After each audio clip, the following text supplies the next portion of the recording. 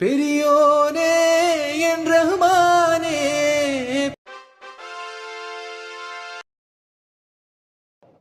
அனைவருக்கும் வணக்கம். விழித்தமிழா சேனலை சப்ஸ்கிரைப் செய்து ஆதரவு அளியுங்கள். தமிழக வெற்றிக்கழகத்தின் தலைவர் விஜய் அவர்கள் இப்தார் நோன்பு திறப்பு நிகழ்ச்சி இன்று மாமல்லபுரத்தில் ஒரு தனியார் ஹோட்டலில் நடைபெற்றது. அந்த இப்தார் நிகழ்ச்சியில் கலந்து கொண்டு அவர்களின் நோன்பு துறந்து அந்த நிகழ்ச்சி இன்று நடைபெற்றது. அந்த நிகழ்ச்சியில் விஜய் என்ன சொன்னார் பார்த்தீங்கன்னாக்கா, நான் கட்சி ஆரம்பத்திலேருந்து பல வதந்திகள் பரவி கொண்டிருக்கிறது, நான் யாருடன் கூட்டணி வைக்க மாட்டோம் அப்படின்னு விஜய் பேசிய செய்திகள் அதுக்கு விமர்சனம் எழுந்து கொண்டது. ஏனென்று சொன்னீங்க பார்த்தீங்கன்னாக்கா, எந்த கட்சியிலும் கூட்டணிக்கு போக மாட்டோம், அடிபணிய மாட்டோம் அப்படின்னு சொல்கிற விஜய் அவர்கள் யாரும் கூட்டணி பேரம் பேசவில்லை அப்படின்ற பேசிய விஜய் அவர்கள் கடந்த 17/3 அன்று 2 நாளுக்கு முன்பு ஆதவ் அர்ஜுனா அவர்கள் பேசியது என்ன பேசினார் பார்த்தீங்கன்னாக்கா, நாங்கள் யார் கூட்டணி அடிப்பாட்டிய மாட்டோம், ஏனென்று சொன்னால் இந்த பாஜகவுடன் கூட்டணி பேச்சுவார்த்தை போய் கொண்டிருக்கிறது அப்படின்ற சூழ்நிலை கேள்வி எழும்புன்ற சூழ்நிலையில் அதற்காகத்தான் இந்த ஆதவ் அர்ஜுனா இந்த ஒரு செய்தியை பேசியிருக்கிறார். கூட்டணி பேசினார்கள், 90 தொகுதிகள் தருவதாக கூட்டணி பேசினார், 2.5 ஆண்டுகள் முதல்வர் பதவியை தருவதாக பேசினார்கள் என்று இந்த செய்தியை அவர் பேசிக் கொண்டிருக்கிறார். ஆனால் ஐயா எடப்பாடி அவர்கள் சொல்லியிருக்கிறார், இது போன்ற கூட்டணி வார்த்தை எதுவுமே என்கிட்ட பேசவில்லை என்ற சூழ்நிலையில் ஆதவ் அர்ஜுனா இப்படி பேசிய நோக்கம் என்ன? அப்படி இல்லை என்றால் சொன்னால் ஆதவ் அர்ஜுனா அவர்கள் கூறியது உண்மை என்றால் விஜய் அவர்கள் பேசி சொன்னது பொய்யா என்பதை கட்சி நிர்வாகிகளாகி நீங்கள் தான் விளக்க வேண்டும். தவக ஆதரிக்கக்கூடிய நண்பர்களெல்லாம் புரிந்து கொள்ள வேண்டும், இவர்கள் ஆடுவது கேம். இந்த நோன்பு கட்சி துறப்பதற்காக சென்ற விஜய் அவர்கள் சிறுபான்மை நண்பர்கள் சிறுபான்மைகளுக்காக நாங்கள் இருப்போம் என்று கூறுகிறார் அவர்கள் சொல்கின்ற விஜய் அவர்கள் சிறுபான்மை என்ற வார்த்தையை செந்தமிழ் சீமான் அவர்கள் அண்ணன் சீமான் அவர்கள் வெறுக்கிறார். தமிழினத்தின் பெரும்பான்மை அவர் ஏற்றுக்கொண்ட மார்க்கம்தான் இஸ்லாம். அவன் தமிழினத்தின் தமிழினம் என்று சொல்கிறார். இந்த வார்த்தையை சொல்வதற்கு விஜய் அவர்களுக்கு தைரியம் இருக்கிறதா? தொடர்ந்து சிறுபான்மை என்று வஞ்சிக்க விட்டிருக்கிறார்கள்.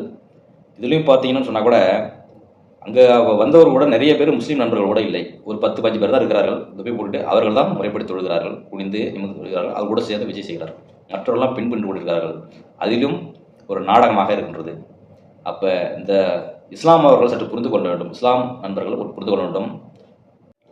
அப்போது ஒரு நடிகன் கட்சியை ஆரம்பித்து விட்டால் அவர்களுடைய சென்று விடுவது ஒட்டுமொத்த இஸ்லாமியர்கள் மட்டும் அல்ல, ஒரு சில ஏதாவது விஜயின் முறைய ஆதரவு கிடைக்கக்கூடிய என்ற முஸ்தபா போன்ற நபர்கள் எல்லாம் விஜய் கூட சேர்ந்து விட்டார்கள். ஒரு சிலர் பார்த்தீங்கன்னாக்கா தாவ கட்சியிலிருந்து விலகி திமுக நோக்கி சென்று விட்டார். அங்கே ஏதாவது சீட்டுக்கடை போட்டி கிடைக்குமா, ஆதாயம் கிடைக்குமான்னு, இல்லாட்டி விஜய் மேலே நம்பிக்கை இல்லாமல் போய் சென்று விட்டாரா என்று தெரியவில்லை. ஆனால் அப்போ இவ்வளோ நாள் முஸ்தபா போன்ற முஸ்லீம்கள்லாம் எல்லாம் மொத்தமாக சொல்ல முடியாது, திமுக தான் பாதுகாவலன் என்று சொல்லிட்டு இருந்தவர்கள் எல்லாம் பிஜேபி காட்டி திமுக தான் பாதுகாவலன், இவர் தான் நமக்கு பாதுகாப்பு என்று இருந்த நீங்கள் எல்லாம் உங்களை போன்ற நபர்கள் விஜய் நோக்கி வர காரணம் என்ன? இவ்வளோ நாளும் திமுக பாதுகாப்பு அண்டி பிழைத்ததெல்லாம் அப்போ திமுக நமக்கு பாதுகாப்பு இல்லை, வேறு வழி இல்லாமல் தான் அங்கே இருந்தீங்களா? அப்போ இவ்வளோ நாள் திமுக பாதுகாப்பு இல்லை என்பதை உணர்ந்து தான் இப்போ ஒரு சில இஸ்லாமியர்கள் விஜய் நோக்கி வருகிறீர்களா என்பதை நீங்கள் உங்கள் நிலைப்பாடுகள் வெளிப்படுகிறது. ஒரு நடிகன் சம்பாதித்து விட்டால், செல்வ செழிப்பாக பணம் வந்து விட்டால் கட்சி நாட்டை ஆள வேண்டும் என்ன வருகிறது. அப்போ அதன் மூலம் நமக்கு ஏதாவது ஆதாயம் கிடைக்குமா என்ற நோக்கி தான் நீங்கள் சென்றதாக தெரிகிறது. சீமான் அவர்களும் இஸ்லாமியர்களும் அவருடைய நிகழ்ச்சிகளையும் அவர்கள் மதிப்பளிக்கிறார், அந்த நிகழ்ச்சியில் கலந்து கொள்கிறார், செல்வார், நோன்பு துறப்பார், எல்லாம் கலந்து கொள்வார். ஆனால் அவர்களை போல் திருப்பி தொப்பியை வாங்கி கொண்டு நடிப்பதோ தொழுகை கீழே குனிந்து வணங்குவதோ அது செய்ய மாட்டார். அது அவருடைய வழிபாடு, தொழுவது வழக்கம், அது செய்யட்டும். அவர்களை மதிப்படுத்தி கலந்து கொள்வார். தவிர விஜய் போன்று அவங்களோட துப்பி போட்டு கொண்டு நடிப்பது, கொஞ்சம் குழாய்வு போன்ற நடிப்பதை சீமான் ஒருபோது செய்ய மாட்டார் என்பதை இஸ்லாமிய மக்கள் உணர வேண்டும். அதுக்காகத்தான் இந்த காணொலி பகுதியை நம்ம பேசிக்கொண்டிருக்கிறோம். அதே சூழ்நிலையில் சீமானவர்கள் பெரும்பான்மை கூறுகிறார், உங்களை பெரும்பான்மை சமூகம் என்று கூறுகிறார், தமிழகத்தின் மூத்த குடியில் அவரும் ஒருவர் என்று கூறுகிறார். அதே போன்று இப்பொழுது இந்த ஆதவ அர்ஜுனா பேசியது வந்து மன்னிப்பு ஒன்றை கேட்டிருக்கிறார். எதற்காக கேட்டீங்கன்னு பார்த்தீங்கன்னாக்கா, சும்மா இருந்த ரஜினி சீண்டி விட்டார். ரஜினி வந்து கட்சி ஆரம்பிக்கும் போது பல அழுத்தங்களையும் திமுக பயமுறுத்தினாலும் அவர் கட்சி ஆரம்பிக்கவில்லை. அதனால் பயந்து தான் அவர் கட்சி ஆரம்பிக்கலை என்று சொன்னவுடன் ரஜினி அவர்கள் அறிக்கை விட்டார். என்னை பற்றி தவறான கருத்தை ஆதவ அர்ஜுனா அவர்கள் டிவிகேவனுடைய ஆதவ அர்ஜுனா அவர்கள் கூறினார். சொல்கிற கேள்வி எழுந்தவுடன் ரஜினி ரசிகர் மத்தியத்தில் கொந்தளிப்பு ஏற்பட்டது. அதற்குத்தான் அதே டிவிகே மேடையில் ரஜினி ரசிகராக இருக்கக்கூடிய அசோக்குமார் அவர்கள், நான் ஒரு ரஜினி ரசிகன், விஜய் கட்சியில் பயணிக்கிறேன், ரஜினியை பற்றி ஏதோ தவறாக பேச நான் கேள்வி கேட்பேன், அப்படி ஆதவ அர்ஜுனா பேசுறதுக்கு பதிலளிக்க வேண்டும், நான் இந்த நிலைமையில் இருக்கிறேன் என்று ரஜினி தான் என்று அந்த அசோக்குமார் கூறியிருக்கிறார். ஏன்னு கேட்டிங்கன்னா, வாக்கு முக்கிய பிரதமாக இருக்கின்றது. நமக்கு வாக்கு வேண்டும் என்பது போல் அஜித் ரசிகர் நமது நண்பர் என்று சொன்னார். சொல்லக்கூடிய காரணம் என்ன, அஜித்துக்கு பெருமையான ரசிகர் கூட இருக்கிறது, அதே போன்று ரஜினி அவர்களும் இருக்கின்றது. இந்த இக்கட்டான சூழ்நிலையில் வம்பு இழுத்து ரஜினி ரசிகருடைய வாக்களை நமக்கு எதிரிமே மாற்றி விட்டார் அப்படின்ற கோபத்தில் அவர் பின்புலத்தில் இந்த செய்தி நடந்துக்கிறது ஆதவ அர்ஜுனா. அப்போ இப்படி எதிர்மறையாக கொண்ட சூழ்நிலையில் புதிதாக நம்ம கட்சி வந்திருக்கிறோம், அனைத்து வாக்குகளை பெற்றால் தான் நம்ம கொஞ்சம் உயர்ந்த நிலைக்கு வர முடியும்.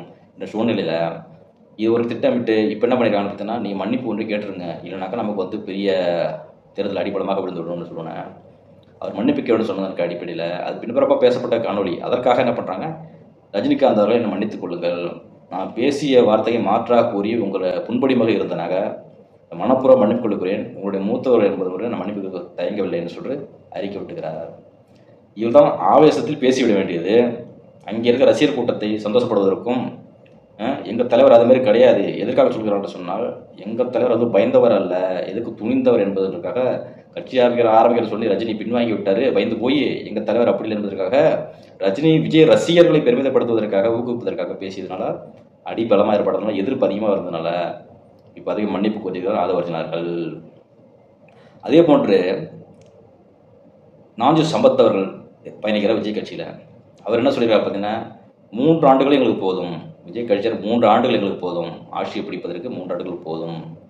அண்ணா கட்சி ஆரம்பித்து 12 ஆண்டுகள் பிறகுதான் ஆட்சியை பிடித்தார். எம்ஜிஆர் ஆரம்பித்து கட்சி ஆரம்பித்து 5 ஆண்டுகளுக்கு தான் கட்சி பிடித்தார். எங்கள் தலைவர் பார்த்தீங்கன்னா 3 ஆண்டுகளே கட்சி பிடிக்கப்பாரு அப்படின்ற ஒரு கருத்தை தெரிவிக்கிறார். அதே போன்று செங்கோட்டை என்ன சொல்கிறார், நிரந்தர முதல்வர் என்று சொல்கிறார். மாற்றம் ஒன்று எடுக்கிறது, தேர்தலுக்கு பிறகு அவர் தான் நிரந்தர முதல்வராக இருப்பார் அப்படின்ட்டு சொல்கிறார். இப்போ எல்லாமே சும்படிக்கிறதுக்கு சொல்கின்ற கதைகள். இந்த நாஞ்சில் சம்பத்து, செங்கோட்டையன்னா மிகப்பெரிய மூத்த அரசியல்வாதிகள் எல்லாம் இப்படி சொம்படிக்கிற நிலைக்கு விட்டாங்க. அதே இல்லாமல் இருக்கிற கட்சியிலேருந்து பரிசு பொருள் கொடுக்காத ஒரே கட்சி என்ன, அது வந்து தீவு கட்சி தான் என்பதை சொன்று செங்கோட்டையன் அவர்கள் கூறுகிறார். இப்போ பார்த்தீங்கன்னாக்கா சமீபத்தில் பார்த்தீங்கன்னாக்கா தேர்தல் பறக்கம் படையால் கைப்பற்றப்பட்டாங்க. பார்த்தீங்களா, டபரா கைப்பற்றப்பட்டார்கள். திருச்செங்கோடு வரவூர்பட்டியில் பட்டேல் நகரில் வந்து டிவிக்கு விநியோகம் செய்யப்பட்டிருந்த டபரா கைது செய்யப்பட்டிருக்கிறார். இதை செய்வது யார் பார்த்தீங்கன்னா, அதில் வந்து அருண்ராஜ் ஐஆர்எஸ் அங்கிறவர் அவரோட ஓட்டை போட பதிக்கப்பட்டிருக்கிறது. மாற்று அரசியல் என்று செய்கின்றவர்கள் நாங்கள் தான் மாற்று என்று பேசுகிற விஜய் அவர்கள் தொடர்ந்து இதை போன்று அவர் பொதுக்கூட்டங்களெல்லாம் பார்த்தீங்கன்னாக்க உடவைகள் அடுக்கி வைக்கப்பட்டிருக்கிறது. அதே போன்ற சில பகுதியில் பார்த்தீங்கன்னா அரிசி மூட்டையில் அடுக்கி வைக்கப்பட்டிருக்கின்றது. சில பகுதி பார்த்தீங்கன்னாக்க பக்கெட்டு கொடுக்குறாங்க, குக்கரு, அந்த அயன் பேன் தோசை ஊற்றுற பேன் மாரிலாம் கொடுத்துருக்குறாங்க. இது போன்ற தொடர்ந்து பரிசு பொருட்களை ஒரு கூட்ட மேடையில் வைத்து மக்களை கவருவதற்கும், அங்கே மேடையில் அதை வச்சாதான் வாங்குறதா ஒரு கூட்டம் வரும்போது என்பதாக கூட்டத்தை காட்டுவதற்காக இந்த போன்று ஒரு இழிவான செயல்களை வாக்கு காசு கொடுக்குற இதெல்லாம் ஒரு செங்கோட்டையன் ஐயா அவர்களே, இதெல்லாம் வந்து காசு கொடுக்க சொல்கிறீங்களா, இந்த பரிசு பொருளாம் கொடுக்குறாங்களா, இதெல்லாம் காசில் வர்றதில்ல. இது போன்ற மக்களை காசு கொடுத்து பொருட்கள் கொடுத்து வாங்குகின்ற கட்சி எப்படி ஒரு நேர்மையாக இருக்க முடியும் என்பதை நீங்கள் சொல்ல வேண்டும். இதே 2 கட்சிகள் இதே தானே செய்து கொண்டிருக்கிறது. பரிசு பொருட்களையும் காசுகளையும் காசுகளையும் கொடுத்து தான் வாக்கை பறித்து கொண்டு அதிகாரத்தில் அமைத்துக் கொண்டிருக்கிறார்கள், துஷ்பிரயோகம் செய்து கொண்டிருக்கிறார்கள். அதே வேளையை மக்களுக்கு பொருட்களையும் இலவசங்களும் கொடுத்து நீங்கள் வாக்கு பறிக்க வேண்டிய நோக்கம் என்ன இருக்கிறது என்பதை தமிழ்நாட்டிலோட வாக்காளர் பெருமளவுக்கு நீங்கள் சிந்திக்க வேண்டும். ஒருவனுக்கு ஒரு பொருளை கொடுக்குறான் என்று சொன்னால், உனக்கு ஆசை தூண்டுறான்னு சொன்னால் ஏதோ ஒரு பெரிய பலனை எதிர்பார்க்க இருக்கிறான். அப்போ அந்த ஆசைக்கு நீங்கள் இணங்கக்கூடாது என்பதுதான் நம்முடைய காணொலியின் முக்கிய நோக்கமாக இருக்கிறது. அப்போ சொல்லுங்கள், எல்லா கட்சிகளும் இலவசத்தை நோக்கியே போய்கொண்டிருக்கிறது. நல்ல தலைவனை தேர்ந்தெடுக்க வேண்டும் என்றால் மக்களாகிய நாம் சரியாக இருக்க வேண்டும். நாம் சரியான ஒரு தலைவனை தேர்ந்தெடுத்தால் அவர்களும் சரியாக இருப்பார்கள். அப்படி இல்லை என்றால் நம்மளால் கேள்வி வைக்க முடியும். அதிகாரம் இருக்கிறது. இப்போ நீங்கள் காசுக்கு பெற்றுக்கொண்டோ இலவச பெற்றுக்கொண்டு நீங்கள் வாக்களித்தால் நாளைக்கு ஒரு இடத்துல போயிட்டு சார் எங்கள் தண்ணி வரல, எங்கள் சாக்கடை கிடக்கு அப்படின்னு சொல்லுங்கள். சும்மா ஓட்டு போட்ட காசு வாங்கிட்டுனா ஓட்டு போட்ட நான் போட்டதில்லை எப்படி எடுக்குதுவன் 30 லட்சம் 40 லட்சம் கோடிங்களாம் செலவு பண்ணி ஜெயிச்சவன் அவன் அந்த காசை போட்ட காசு எடுக்க பார்ப்பானா இல்லை உங்களுக்கு செய்ய பார்ப்பானா என்பதை நீங்கள் சிந்தித்து பார்க்க வேண்டும்.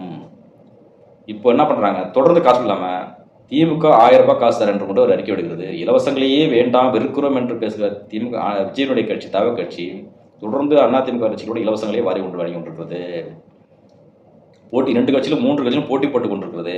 திமுக அதிமுக தவக அந்த 3 கட்சியிலும் இலவசங்களில் போட்டி கொண்டிருக்கிறது. வாக்கை எப்படி பறிக்க வேண்டும் போட்டு கொண்டிருக்கிறது தவிர நேர்மையான முறையில் தமிழர்களிடையே சென்று தான் என்ன செய்ய போகிறார்கள் என்பதை மக்களை விளக்கி நாம் தமிழ் கட்சி ஏன் தேவை என்பதை விளக்கி நீங்கள் எதுக்காக எங்களுக்கு வாக்களிக்க வேண்டும், நாங்கள் ஏன் செய்ய வேண்டும், இவர்கள் ஆட்சியெல்லாம் மிகவும் மோசமாக போய்விட்டது, அதை சரிப்படுத்த வேண்டும் என்று சொன்னால் நல்லவர்களை வர வேண்டும் என்று எங்களிடம் வாக்கு கொடுக்க காசு இல்லை, பணம் இல்லை, பொருள் எதுவும் இல்லை, நல்லது செய்ய வருகிறோம் என்று மக்களிடம் சொல்லி வாக்குகின்ற ஒரு கட்சி எப்படி நல்ல கட்சியாக இருக்கும் என்பதை நீங்கள் புரிந்து கொள்ள வேண்டும்.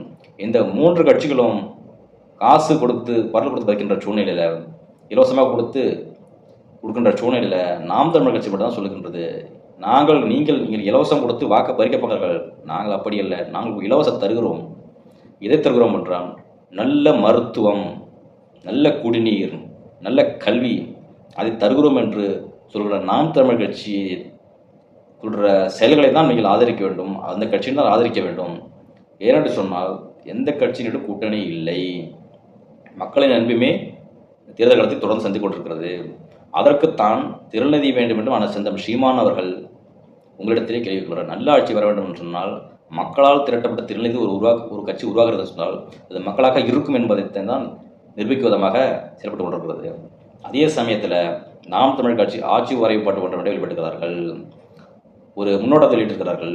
அதில் பார்த்தீங்கன்னா கூட எப்படி செயல்படுத்த போகிறோம், ஒரு கல்வி இலவசம்னா எப்படி செய்கிறோம், தற்சா பொருளாதாரம் எப்படி, நீரின் வளம் எப்படி என்பதை சிறு காணொலிகளுடன் அந்த வெளியீட்டை வெளியிட்டிருக்கிறார்கள். அப்போது எது அடிப்படை தேவை, எது மக்களுக்கு வாழ்வு முக்கியத்துவம் வாய்ந்தது என்பதை சரியான தேவை என்பதை உணர்ந்துதான் நாம் தமிழ் ஆட்சி வரைபாட்டை உருவாக்குகிறார்கள். பிற கட்சி போல் ஆசைவார்த்தை சொல்லி வாக்குகளுக்காக பெறுவதற்காக இலவசம் கொடுத்து ஏமாற்று கட்சிகளை நம்பி மோசம் போகக்கூடாது. இத்தனை ஆண்டுகள் இந்த 2 கட்சி தான் நாட்டை எழுதி சீரழித்து விட்டது. மாற்று அரசில் வருகிற போது, மாற்று அரசில் நாம் தமிழ் கட்சி வருகின்ற போது அவர்களை ஆதரிக்க வேண்டிய கட்டாய தேவை ஒவ்வொரு தமிழ்நாட்டு மக்களுக்கு இருக்கின்றது. அதுதான் இந்த பூமியை வாழ வைக்கும், இந்த எதிர்கால தலைமுறையை வாழ வைக்கும், இயற்கை சூழலை பாதுகாத்து தான் அந்த நாட்டில் வாழ முடிகின்ற நிலைக்கு உருவாக்கும் என்ற நாம் சொல்கிறதா சொன்னால் அது நோக்கியத்தான் உங்கள் இருக்க வேண்டுமே தவிர மக்களுக்கு இந்த திராவிட கட்சிகள் போன்ற தமிழக கட்சி கழகம் போது இலவசத்துக்கும் வாங்கி கொண்டு வாக்களிப்பீர்கள் சொன்னால் வருங்காலத்தில் பெரும் விளைவை சந்திக்கக்கூடும் என்பதை நீங்கள் புரிந்து கொள்ள வேண்டும் என்றும் நன்றி, வணக்கம்.